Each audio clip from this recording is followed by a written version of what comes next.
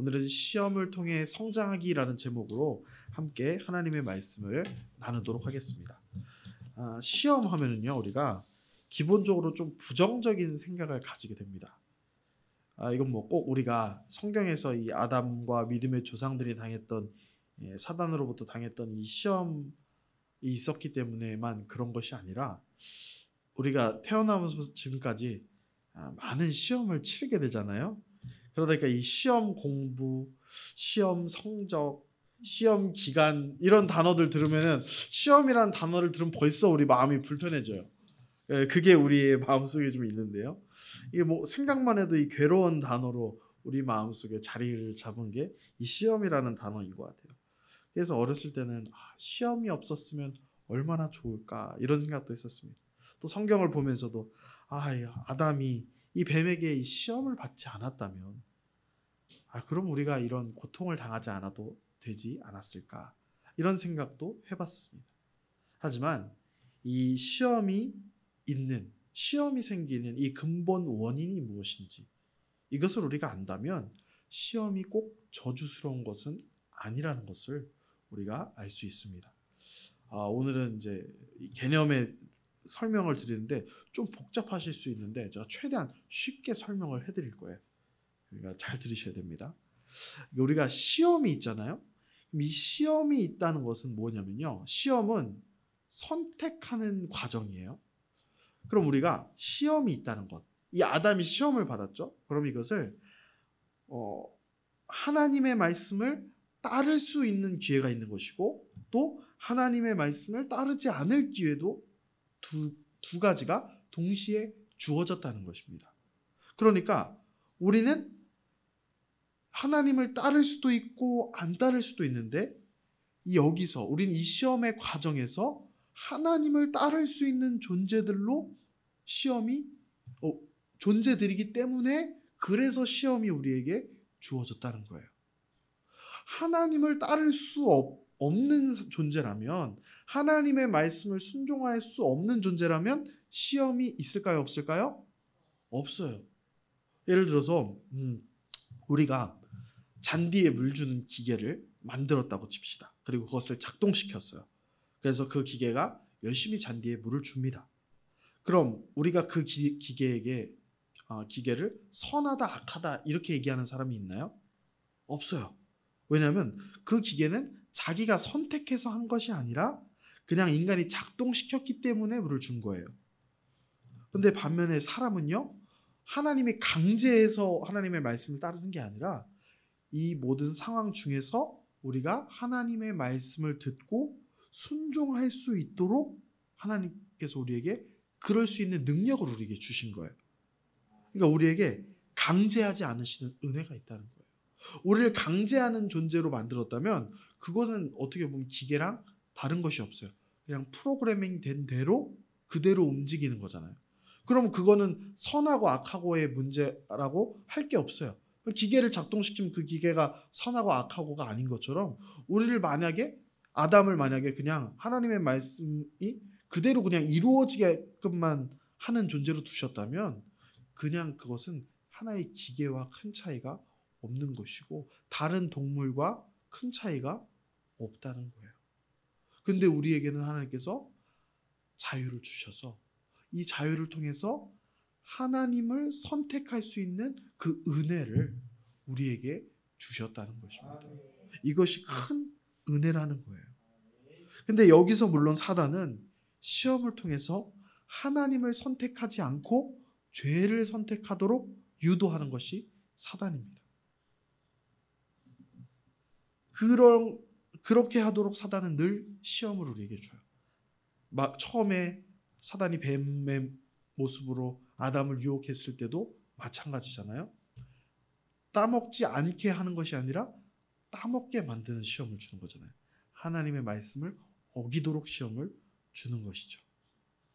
하지만 하나님께서는 반대로 우리가 이 시험이 있을 때에 이 시험을 통해서 우리의 마음이 하나님을 사랑해서 하나님의 말씀을 선택하고 그분의 말씀을 순종하기를 바라고 계신다는 것입니다.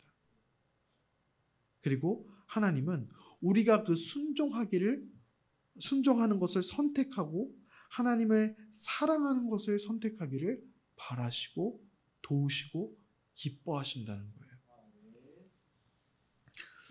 시험은 우리가 죄에 빠지는 원인이 될 수도 있지만 반대로 우리가 하나님을 택하고 하나님을 사랑하는 기회가 될 수 있다는 것입니다. 하지만 이제 큰 문제가 하나 있었잖아요.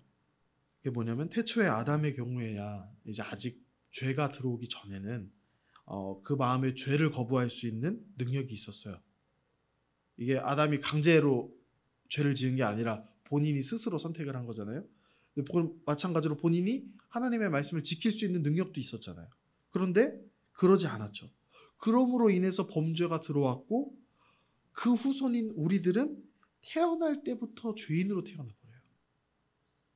그래서 우리는 이 죄인으로 태어났다는 게 뭐냐면 죄를 거부할 수 없는 상태가 됐다는 거예요.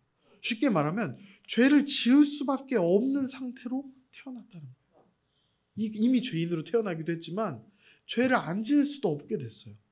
이 말씀에 동의하시나요? 어떤 사람들은 방금 태어난 애들은 죄가 뭔지 모르니까 그럴 리 없어요. 이렇게 말하는 사람들이 있어요. 근데 애기 키워보시니까 아시겠죠? 아마 그 말은 애기를 안 키워본 사람들이 하는 말인 것 같아요.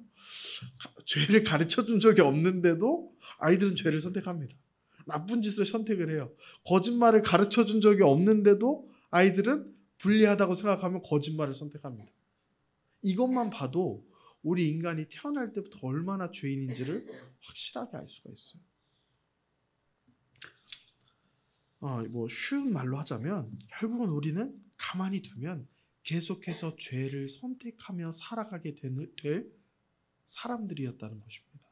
계속 죄 지을 사람들이었다는 거예요. 하나님을 선택하지 않고 죄만을 선택하는 것이 사실 사람이에요.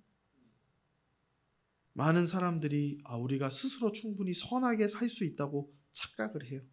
시험을 통과할 수 있다고 착각합니다. 하지만 우리는요, 오직 예수 그리스도의 그 은혜, 하나님의 주시는 그 은혜가 아니면 우리는 선하게 살 수가 없어요.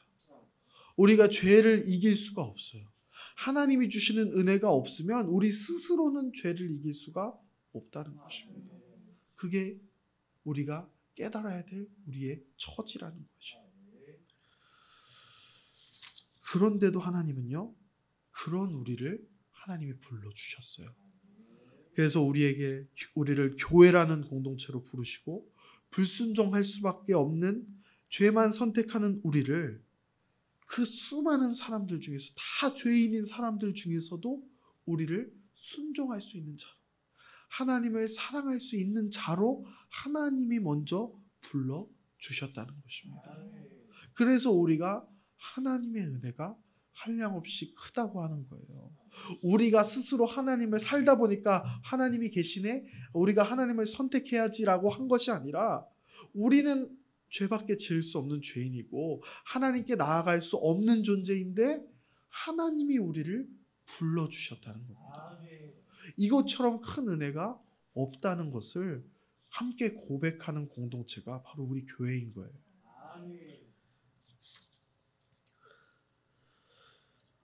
그래서 부르심을 받은 우리는 이미 하나님께서 우리를 구원하시기로 작정하신 존재들이라는 것입니다. 이미 천국의 백성으로 불러주신 거예요. 이것은 우리가 선한 것을 선택해서 순종해서 하나님이 너 잘하니까 너 구원해 줄게 이렇게 선택하신 것이 아니라 우리가 순종하기 전에, 우리가 아직 죄인 되었을 때에 우리를 구원해 주시는 그 예수 그리스도의 은혜가 우리에게 임했기 때문에 우리가 이렇게 이 자리에 나와서 하나님께 예배할 수 있는 그런 자들이 되었다는 것입니다. 그래서 우리는 이 가치를 매일같이 깨달아가고 또 실현해가는 존재들인 거예요. 우리 주님의 은혜 안에서, 성령의 도우심 안에서, 하나님의 인도하심 안에서 우리는 그렇게 살아갈 수가 있는 거예요. 하나님은 우리와 영원히 함께 하시잖아요. 우리가 이 정욕과 죄악들로 인해서 순간순간 죄악에 빠지지만 우리에게 주어지는 이 시험의 순간순간마다 이걸 통해서 우리가 주님을 의지해서 주님을 부르짖으면서 그 한 번의 시험을 통과할 때에 우리의 믿음이 한 단계 더 성장하게끔 해주신다는 거예요. 그러니까 시험이 없으면 우리의 믿음이 자라날 수 있나요, 없나요? 없다는 거예요. 우리의 믿음이 자라나려면 조금 고통스러울 수는 있지만 시험이 반드시 필요하다는 것입니다. 그러니까 시험도 고난도 결국에는 주님이 우리에게 주시는 은혜가 되는 거예요. 하지만 우리가 여기서 또 간과해서는 안 되는 중요한 사실 하나가 있는데요. 그것은 이 하나님의 은혜는 우리가 거부할 수 없이 우리가 원하지 않아도 하나님이 이렇게 주신 거예요. 우리가 아직 죄인 되었을 때에 그리스도께서 우리를 위하여 죽으셨다는 이 로마서 5장 8절의 이 말씀처럼 우리의 모든 생각보다 먼저 우리에게 주신 이 은혜가, 우리에게 먼저 주신 선행된 은혜가 있다는 것을 우리가 가볍게 여겨서는 안 된다는 거예요. 이건 당연한 것이 아니에요. 여러분, 세상에 수많은 사람들 중에서 우리가 뭐라고 주신 거예요? 우리가 정말 잘생긴 사람들이어서 뭐 그런 기준일까요? 그것도 아니에요. 뭔가 굉장히 능력이 있는 사람들이어서 그런 것도 아니에요. 그저 우리를 사랑하셔서 하나님이 은혜를 주셨다는 것이 절대로 가벼운 것이 아니라는 것입니다. 그래서 우리가 이 은혜를 주셨다는 것은요, 우리 마음대로 살라고 주신 게 아니에요. 어떤 사람들은 그럼 은혜 받았으면 우리 영원히 하나님이 뭐 책임지실 것 같으면 우리 마음대로 살아도 되는 거 아닙니까? 이렇게 또 생각하는 게 꼭 이렇게 이제 애들 중에서도 꼭 삐뚤게 말하는 애들 있잖아요. 그런 것처럼 우리가 이거 하나님 은혜 있으면 우리 그 마음대로 살아도 되겠네. 이런 식으로 잘못 적용해서는 안 된다는 거예요. 그건 크게 잘못하는 것입니다. 하나님은 하나님이 우리에게 은혜를 주신 이유는 결국에는 세상은 다 자기 멋대로 살아도 은혜 입은 너희들, 유일하게 내 뜻에 순종할 수 있는 그 너희들은 오늘 이 시험이 올 때에 순종함으로써 하나님께 영광과 기쁨이 되는 삶을 살아라. 하나님은 이걸 원하시는 거예요. 우리에게 원하시는 것이 다른 것이 아니라 이걸 원하시는 거예요. 우리가 세상 사람들은 다 죄악에서 살아도 너희는 하나님의 말씀대로 살 수 있는 유일한 존재들이잖아. 그러니까 너희는 이 은혜를 가볍게 여기지 말고 매일의 삶에서 이 시험의 순간에서 최선을 다해서 하나님 의지해서 꼭 시험에 통과해라. 하나님은 우리에게 늘 이것을 원하고 계세요. 하나님도요, 우리가 완벽하게 선을 행할 수 없다는 것을 알고 계세요. 목사님들도 우리 이경환 목사님도 이장 목사님도 설교하신 것 같은데 근래에 이 얘기를 했어요. 마틴 루터가 이렇게 얘기했는데 우리 머리 위로 새가 날아가는 것을 막을 수는 없지만 새가 머리에 둥지를 트는 것은 막을 수 있다. 이 말이 뭐냐면 결국에는 살면서 죄를 행하고 싶은 그 마음이 우리는 얼마든지 들어요. 그것마저도 안 될 수는 없어요. 우리도 본질적으로 죄인이고 아직 이 죄가 완전히 사라지지 않았어요. 하나님의 은혜가 있지만 그리고 앞으로는 죄가 완전히 사라질 약속도 있지만 아직 거기까지 가기 전인 단계인 우리는 아직은 죄의 유혹이 계속 들어와요. 당장 운전하다가 차 앞에 사람만 껴들어도 막 속으로 유혹이 나오잖아요. 벌써 그 유혹이 벌써 드는 거예요. 그건 막을 수가 없어요. 하지만 그 상황에서 우리가 이 죄를 사단이 계속해서 집어넣어 주지만 거기서 우리는 그 죄를 거부할 수 있는 능력이 있는 거잖아요. 죄의 유혹이 왔다고 해서 그런 생각이 들었다고 해서 실제로 죄를 짓는 것은 또 다른 문제인 거예요. 우리가 하나님께 부르짖고 간구하면 하나님이 그 죄의 자리까지 가지 않도록 그 죄가 둥지를 틀지 않도록 우리를 도와주신다는 것입니다.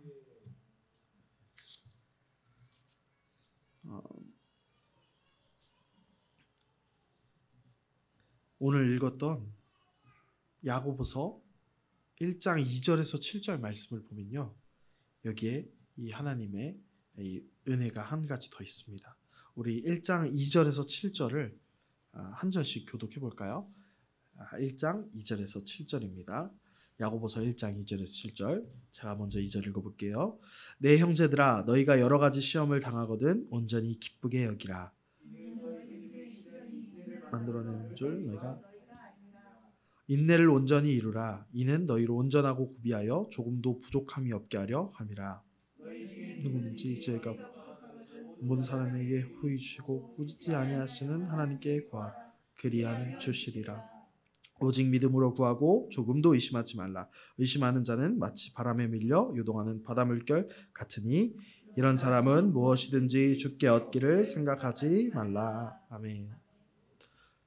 하나님은요, 우리를 도와주시려고 이미 옆에 계세요. 우리가 죄를 짓지 않도록 우리를 도와주실 준비가 돼 있으세요. 우리가 할 것은 그런 하나님께 손을 내미는 거예요. 하나님께 구하는 거예요. 하나님, 이 죄의 유혹에서 이 유혹을 이길 수 있는 힘을 주세요.